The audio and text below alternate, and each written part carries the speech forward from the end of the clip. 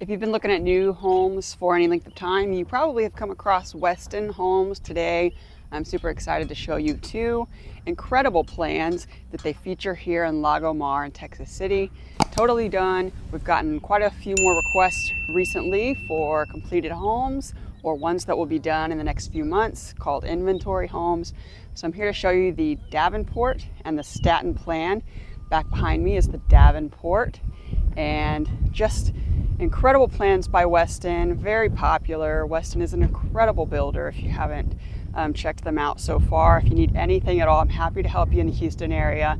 My name's Brittany, and if you're ready, let's go take a look at it.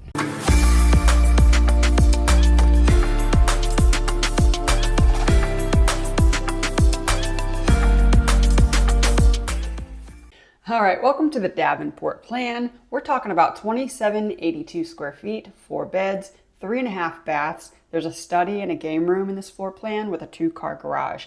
The amazing thing about both the Davenport and the Staten plans that we'll see today is they have amazing, lovely, grand entrances.